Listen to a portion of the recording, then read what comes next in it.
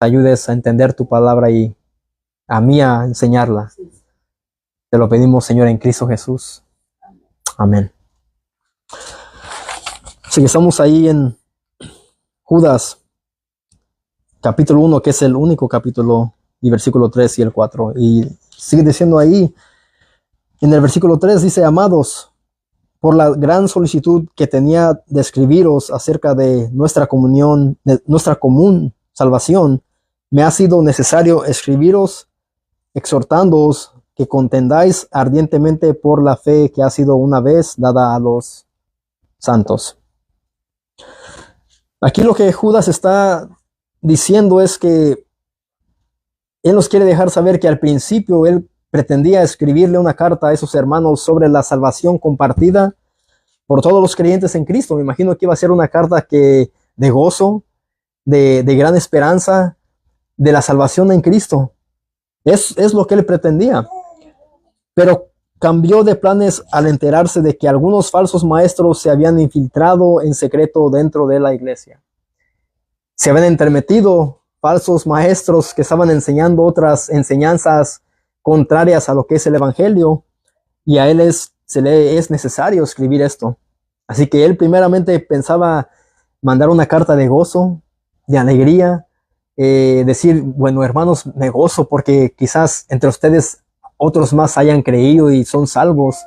Me gozo, pero cambió de plan.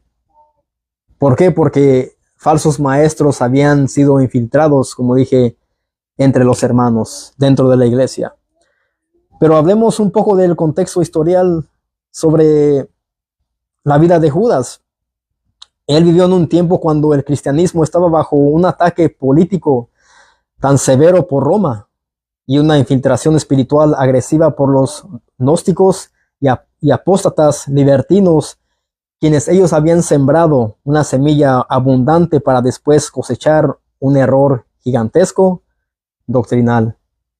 Ahí había oposición, estaba Roma, estaban los gnósticos, los apóstatas y los libertinos, que lo que ellos querían causar entre la iglesia era que confusión, y querían solamente ellos traer otras enseñanzas pues que no eran la sana doctrina, que no estaban enfocadas en lo que es el evangelio de Jesucristo.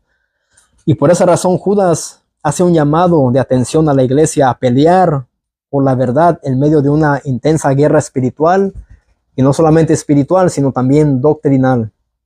Ahí es donde él dice: amados, por la gran solicitud que tenía de escribiros acerca de nuestra común salvación, me ha sido necesario escribiros, exhortándoos, animando a ustedes que contendáis ardientemente por la fe que ha sido una vez dada a los santos.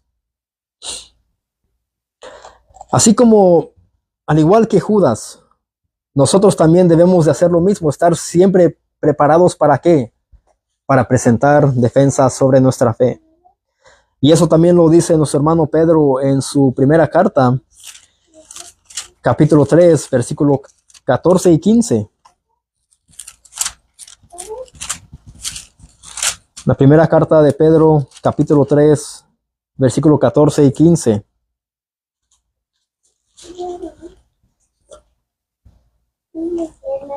Y dice así, hablando él de una buena conciencia.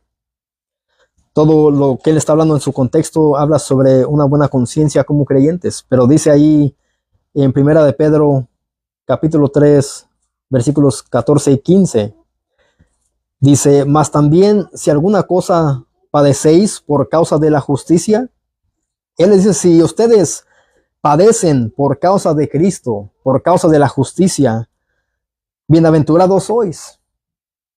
Por tanto, no os amedrentéis por temor de ellos, ni os conturbéis, sino santificad a Dios el Señor en vuestros corazones, y estad siempre preparados para presentar ¿qué?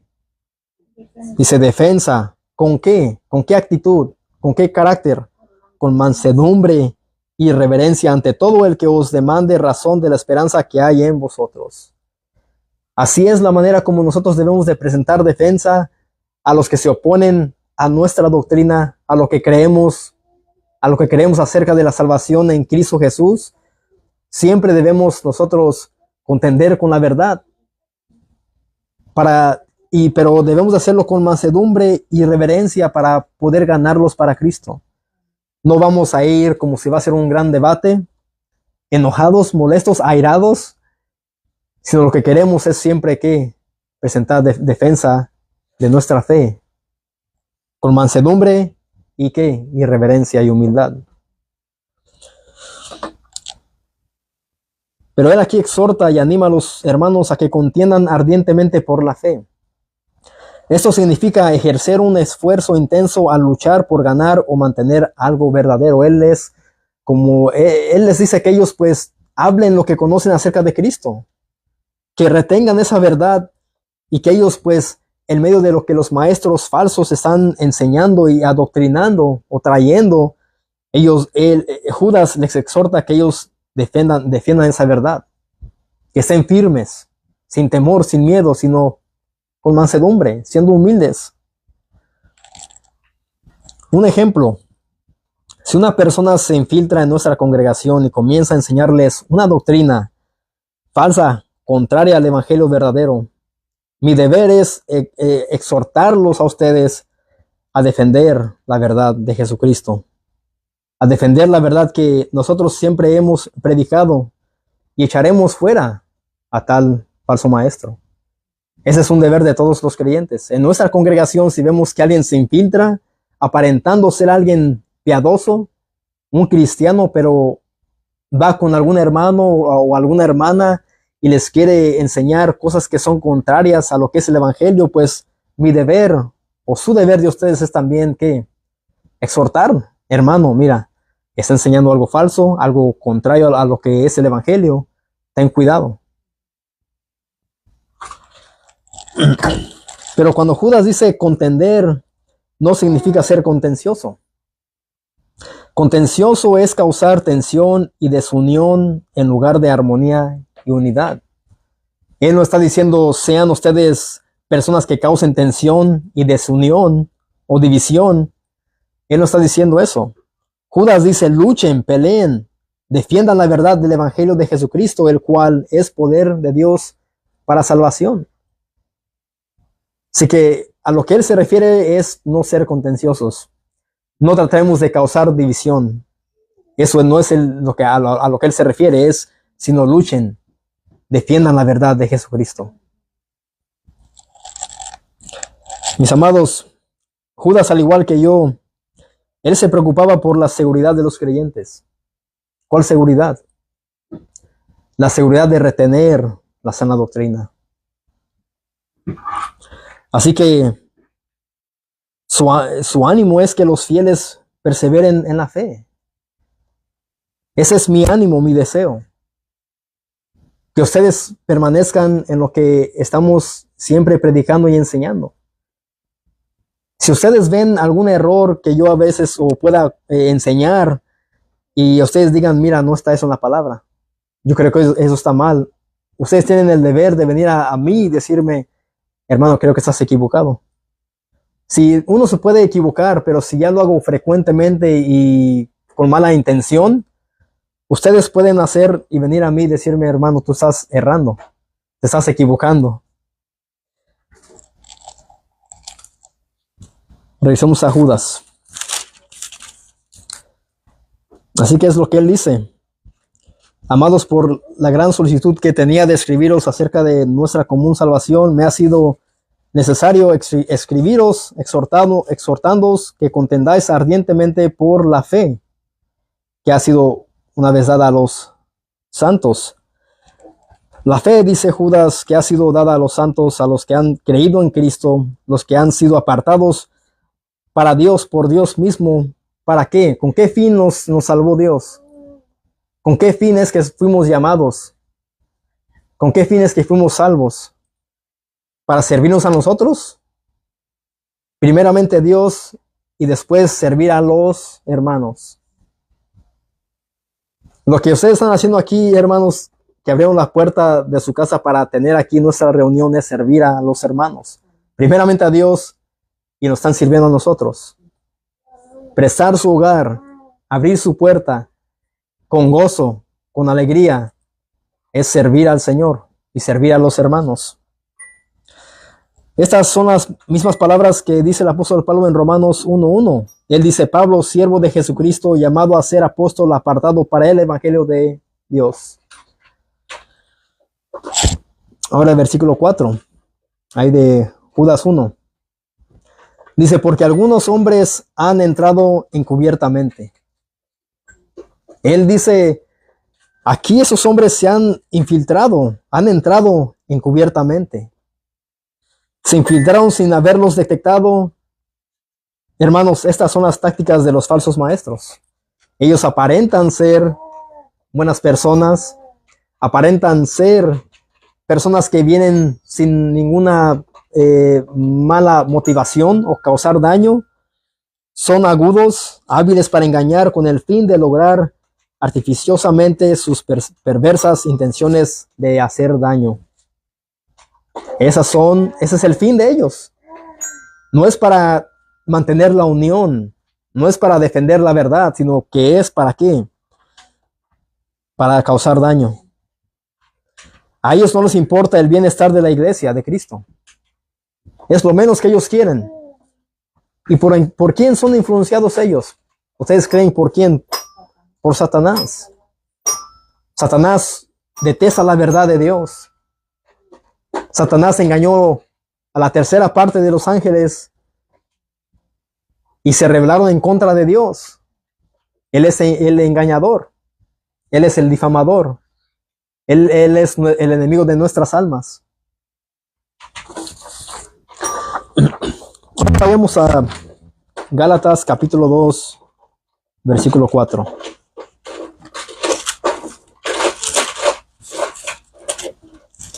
Y la carta de Judas me recuerda un poco a la carta de los Gálatas. Gálatas 2, 4. Dice el apóstol Pablo: y esto a pesar de los falsos hermanos introducidos a escondidas. Ahí vemos que lo que sucedió a los hermanos a quien Judas les está escribiendo, también sucedió ahí en Galacia. Esos hombres aparentaban ser hermanos en Cristo, pero Pablo dice a pesar, y esto a pesar de los falsos hermanos introducidos a escondidas, que entraban para espiar nuestra libertad que tenemos en Cristo Jesús. ¿Para qué? Para reducirnos a esclavitud.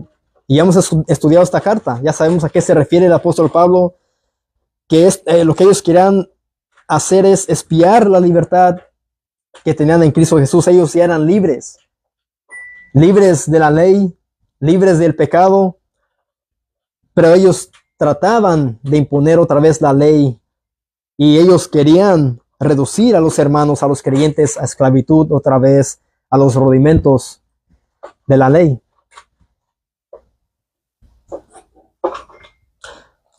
Mis amados, las falsas doctrinas pueden llevar a un creyente a la esclavitud del error.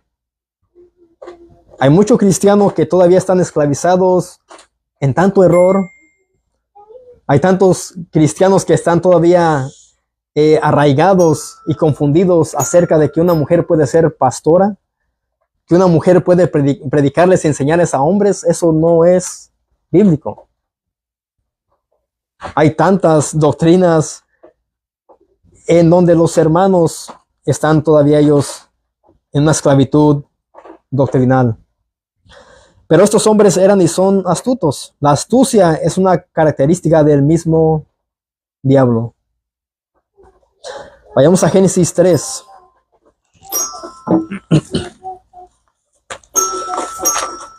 Vamos a ver qué es lo que sucedió desde el comienzo. Génesis capítulo 3, versículo 1 hasta el 5.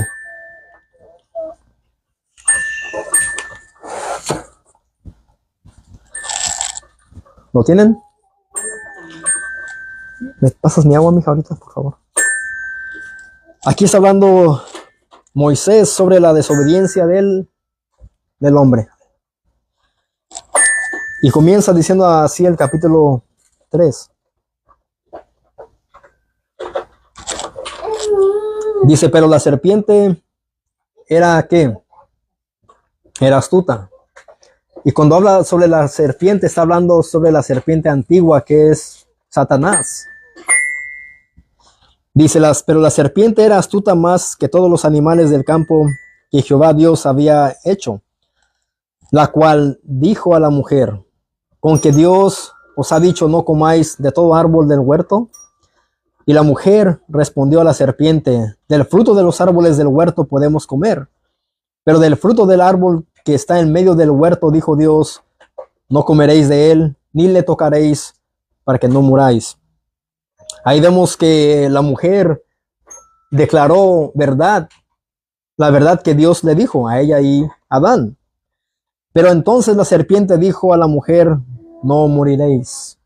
Aquí vemos que este acto diabólico, directamente del infierno, lo que la serpiente le dijo es ir a la contraria a lo que Dios le dijo a Adán y a Eva.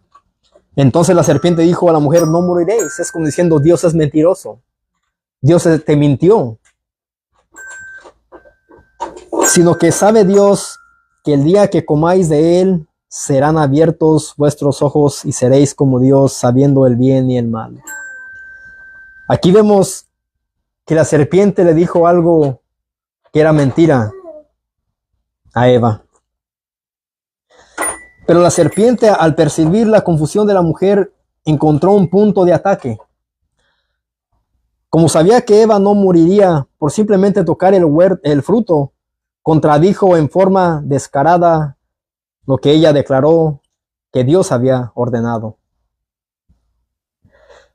Pero de manera sutil entonces mintió. La serpiente distorsionó la palabra de Dios, dando a entender que Dios había prohibido comer del fruto solo para impedir que se volvieran tan sabios como él. A esta altura la mujer fue engañada por completo. ¿Qué le dijo la serpiente?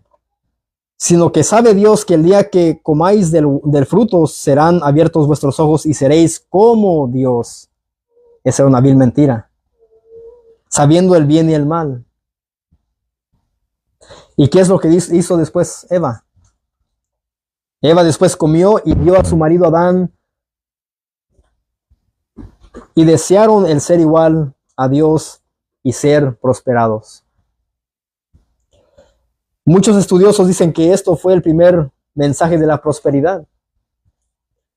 ¿Cuántos no buscan hacerse ricos con esos que predican la prosperidad? Muchos buscan ser quizás más que Dios. Buscan ellos ser grandes, ser unos empresarios exitosos. Y quizás Adán y Eva quisieron lo mismo, ser exitosos y llegar al punto a ser igual que Dios. ¿Qué es lo que Lucifer quiso llegar a ser? Más que Dios. Pero, y aquí vemos que la serpiente también les dijo a ellos que iban a ser igual que Dios al momento de comer del fruto. Y eso era cierto, era verdad. ¿O era mentira? Era mentira. Hermanos, cada lugar donde se predica la maldita prosperidad son sinagogas de Satanás. Y no deberían ser llamadas iglesias porque no lo son. Los únicos lugares de reunión o los únicos que deberían de ser llamados la iglesia son aquellos que han sido comprados a precio de sangre por Jesucristo. Esos lugares son cuevas de ladrones. Estos falsos maestros ciertamente tienen apariencia de piedad, pero no son creyentes, no son hijos de Dios.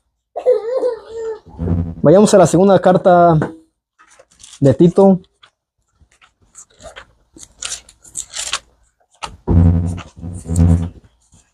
Capítulo 3. Segunda de Tito, capítulo 3, versículo 1 al 5.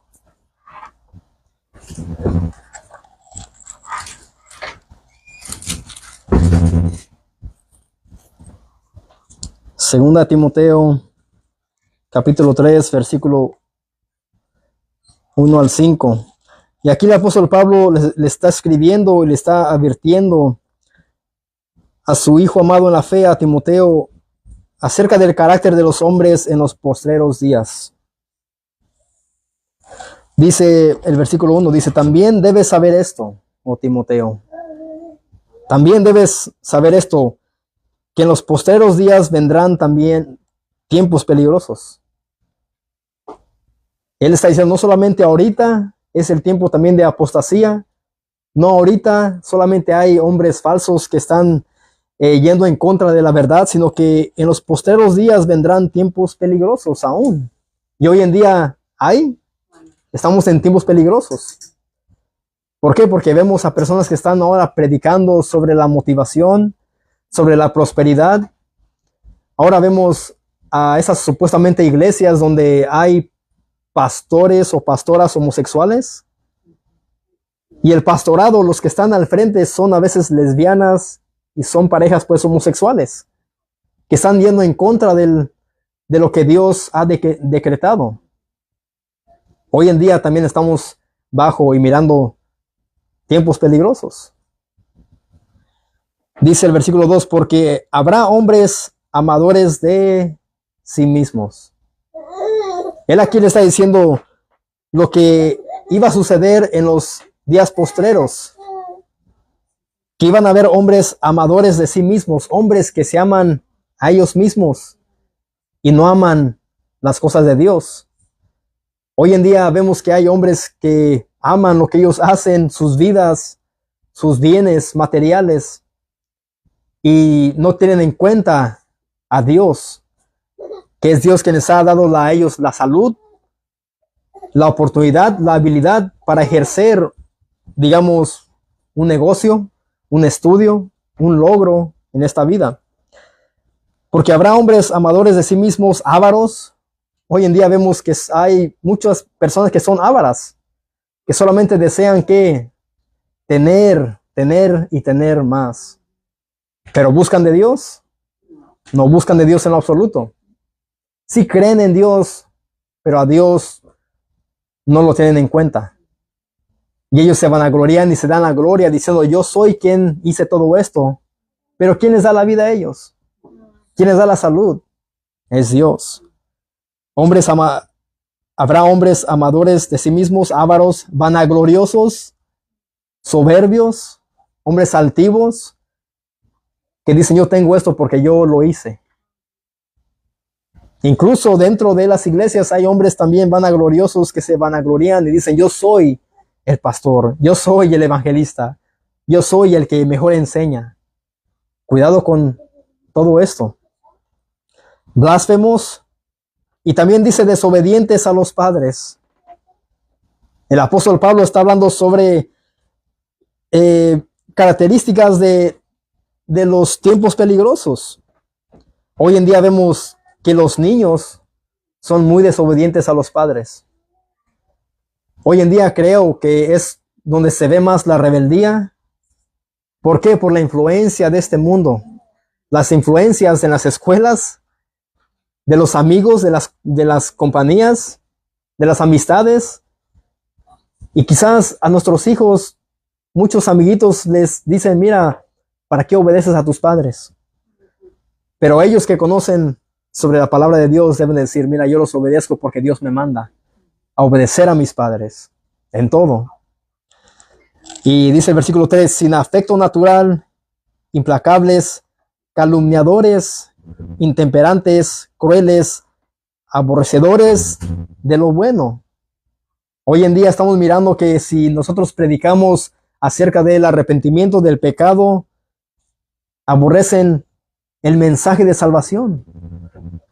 Hemos salido al maná, a las calles, a los campos, y vemos que cuando predicamos el único mensaje de salvación, que es por medio de quién, de Jesucristo, las personas se mofan, se ríen y aborrecen lo bueno. Aborrecen el mensaje, que es un mensaje glorioso para la salvación de sus almas. Dice traidores, impetuosos, Infatuados, dice, amadores de los deleites más que de Dios. El ser humano ama más sus deleites, más que las cosas de Dios, más que a Dios. Dice que tendrán apariencia de piedad. Tendrán, dice el apóstol Pablo, que son piadosos, que son buenas personas, que son amables, que te aman, que te quieren. Pero cuando te das la espalda, te apuñalan por atrás y hablan de ti. Eso es lo que está diciendo ahí el apóstol Pablo. Tendrán apariencia de piedad, pero negarán la eficacia de ella. Y dice al final, a esto se evita, dice el apóstol Pablo.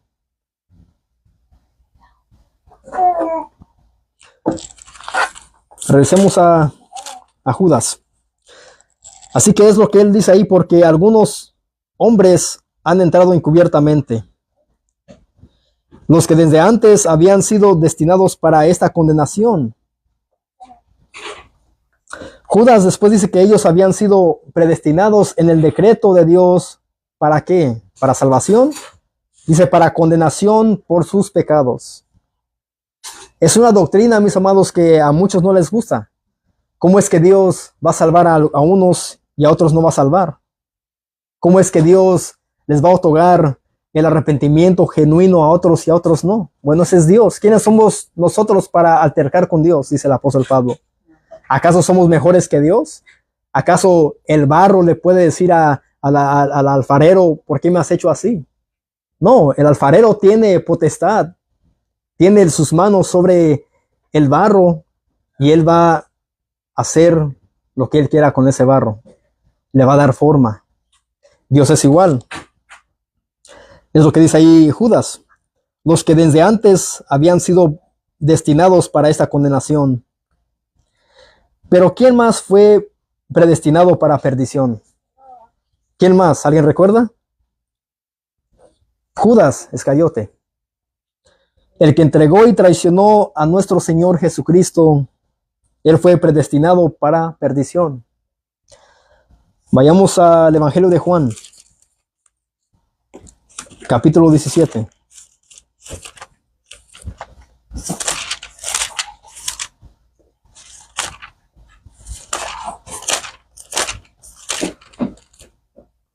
El Evangelio de Juan, capítulo 17, versículo 12.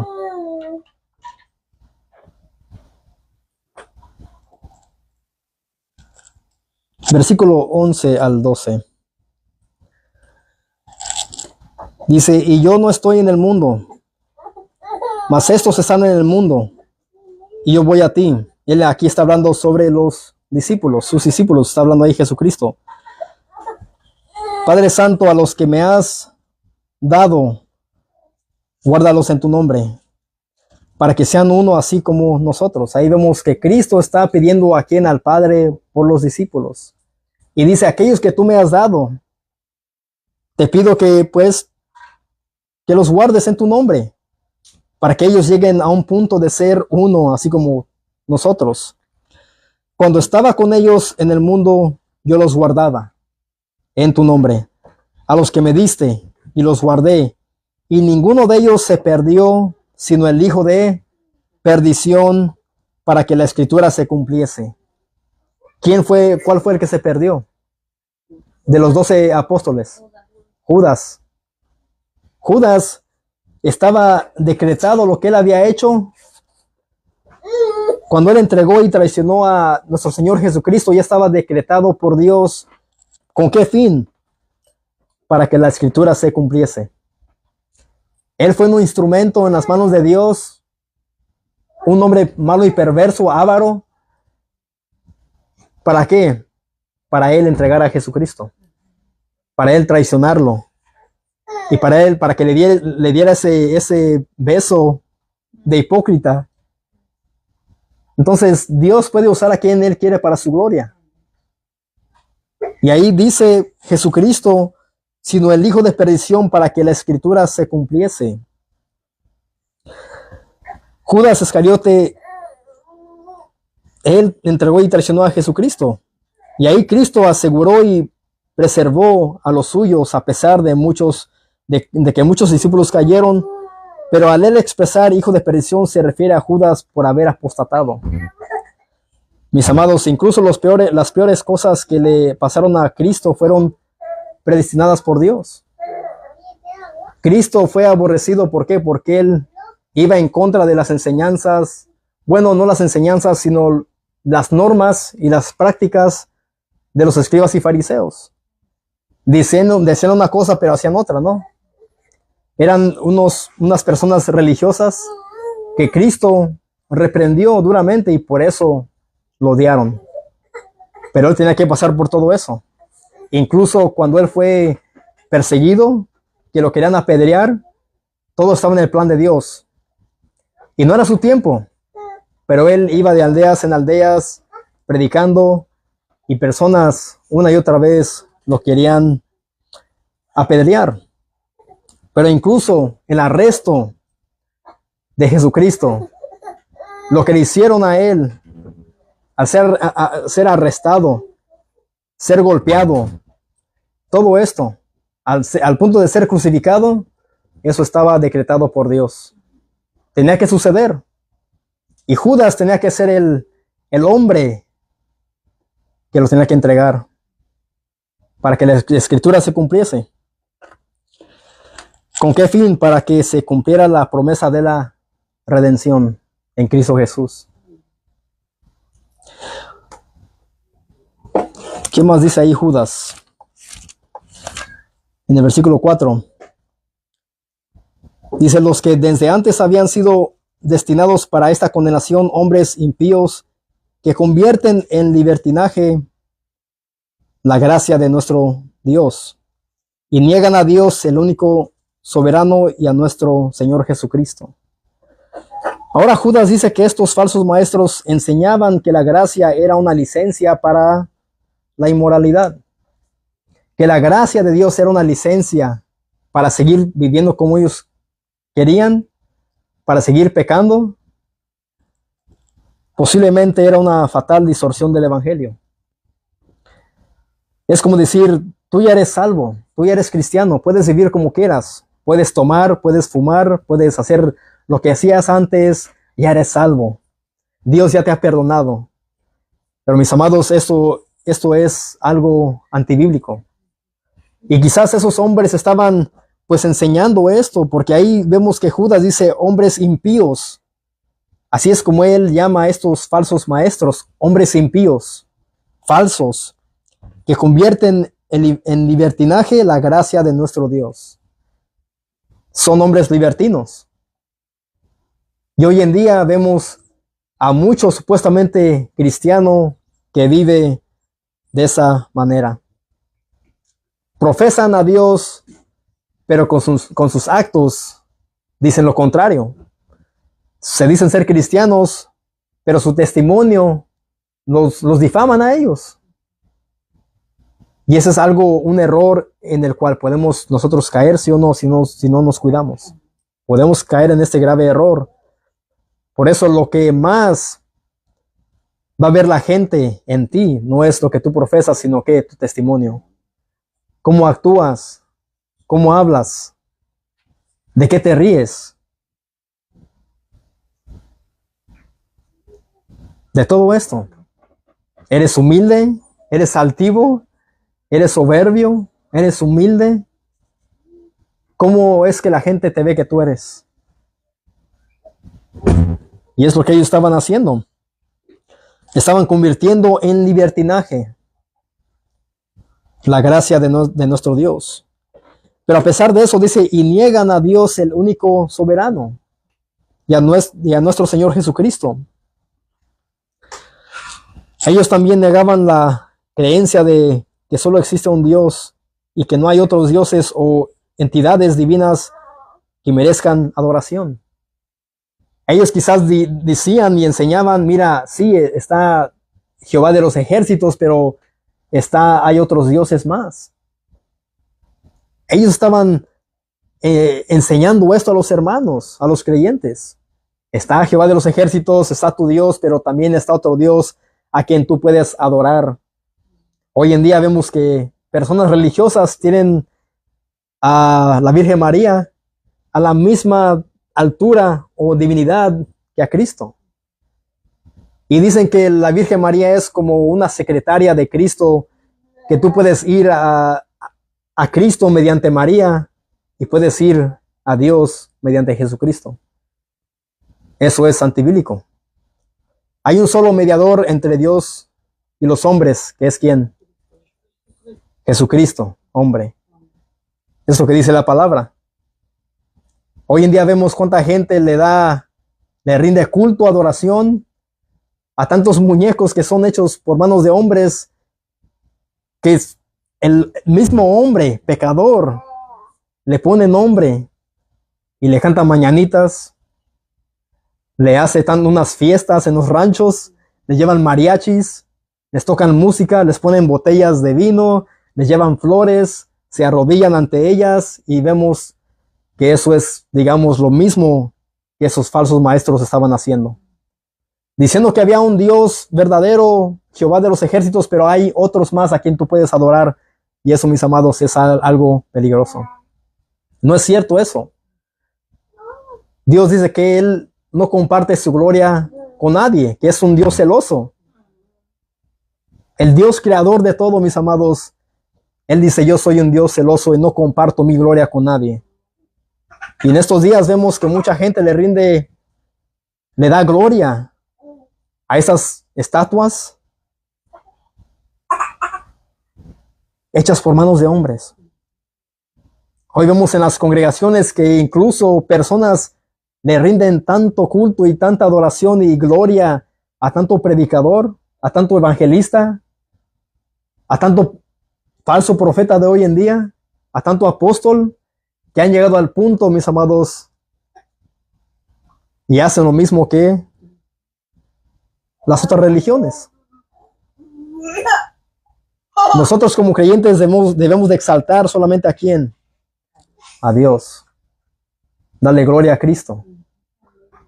Cristo fue quien pagó por nuestros pecados en la cruz del Calvario. Cristo es quien murió. Él se entregó. Se humilló hasta lo sumo. Y fue a la muerte. Fue a la cruz. Él pagó nuestra deuda.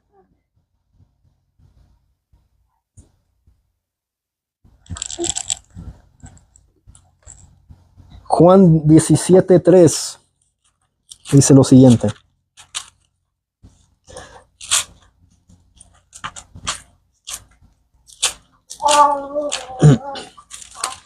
¿Qué es lo que dice aquí nuestro Señor Jesucristo? Juan 17, versículo 3. Dice él, y esta es la vida eterna. Esas son palabras de nuestro Señor Jesucristo. Esta es la vida eterna. Que te conozcan a ti y a la Virgen María y a San Judas Tadeo y al falso profeta, al apóstol. Dice, y esa es la vida eterna, que te conozcan a ti, el único Dios verdadero, y a Jesucristo a quien has enviado. Es lo que dice Cristo. Cristo dice, la vida eterna es que te conozcan a ti, el único Dios verdadero, y a Jesucristo a quien has enviado. Cuando comprendemos, mis amados, que Dios es fue quien planificó el plan de redención mediante Jesucristo, y conocer lo que Cristo hizo en favor de pecadores, y uno se arrepiente y cree en Cristo por lo que Él hizo en la cruz del Calvario, ese pecador llega a obtener la vida eterna. Llega a ser salvo por gracia, no por méritos, mediante la fe solamente. Esa es la vida eterna. Eso es lo que aquí siempre predicamos y enseñamos, que en Cristo está la salvación. Jesucristo dijo, yo soy el camino, la verdad y la vida, y nadie va al Padre sino es a través de mí. Cristo es el camino hacia la salvación. En Cristo hay perdón de pecados. En Cristo hay redención. En Cristo hay justificación. En Cristo es que un pecador viene a ser una nueva criatura en Cristo. Y estos hombres falsos negaban todo esto. Mis amados, solamente les exhorto a ustedes, y la palabra exhortar no es reprender, sino que les animo en el amor en Cristo, que lleguemos a un punto para que podamos conocer más sobre la verdad del Evangelio y todo el consejo de Dios con el fin de adquirir, obtener más discernimiento para poder nosotros detectar a los falsos maestros, que muchos hay a nuestro alrededor. Hay mucho falso maestro, mucho falso profeta, y muchos que te van a enseñar, como hemos dicho, tradiciones o costumbres judías, que te tienes que cambiar el nombre y tienes que aparentar ser más judío para aparentar ser más espiritual. Mis amados, somos gentiles. En Cristo lo tenemos todo. Así que ahí vemos de lo que está hablando Judas, pero no es Judas Iscariote. Amados, por la gran solicitud que tenía de escribiros acerca de nuestra común salvación, me ha sido necesario escribiros exhortándoos que contendáis ardientemente por la fe que ha sido una vez dada a los santos. Porque algunos hombres han entrado encubiertamente, los que desde antes habían sido destinados para esta condenación, hombres impíos que convierten en libertinaje la gracia de nuestro Dios y niegan a Dios, el único soberano, y a nuestro Señor Jesucristo. Ahí vemos que Él comienza aquí con un llamado de atención a esos creyentes, hablándoles sobre los falsos maestros. Y ese fue el estudio de hoy. Oremos. Padre, Señor, te damos las gracias por tu palabra. Señor, gracias por Cristo y gracias por esos hombres, Señor, pues a quienes tú usaste para que la Biblia se pudiera, Señor, escribir completa. Hombres que sufrieron, hombres que estuvieron